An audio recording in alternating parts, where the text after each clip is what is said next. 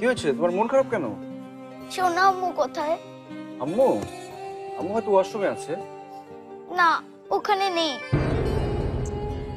আহা, ওখানে নেই তো কি হয়েছে? তাহলে তাহলে হয়তো কিচেনে আছে, ব্রেকফাস্ট বানাচ্ছে তোমার জন্য।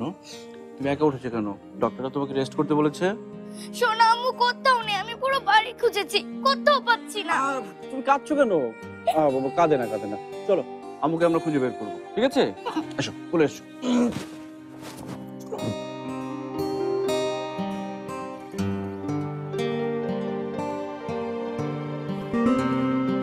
ঝুমুর, ঝুমুর। আমি বলেছিলাম আম্মু এখানে নেই। আম্মু মনে হয় ছাদে আছে। আব্বু গিয়ে আম্মুকে খুঁজে নিয়ে আসবে। তুই শুয়ে পড়ো আম্মু।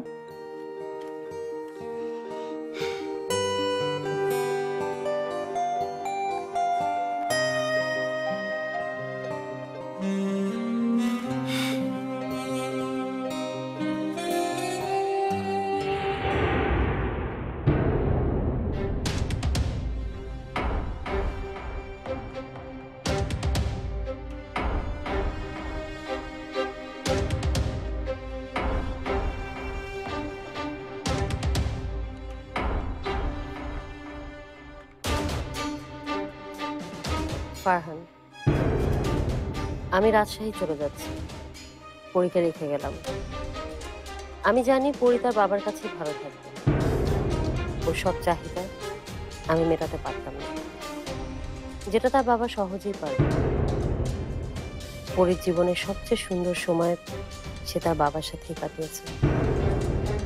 তাই সমস্ত অধিকার ও দাবি ছেড়ে আমি আনন্দের সাথেই পরীকে এখানে রেখে গেলাম।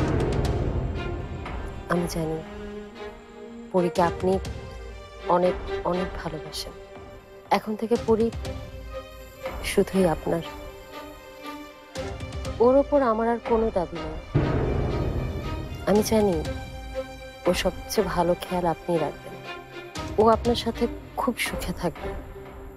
শুধু একটা অনুরোধ, মাঝে মাঝে আমি যদি পরীর সাথে ফোনে কথা বলতে চাই তো নিষেধ করবেন না।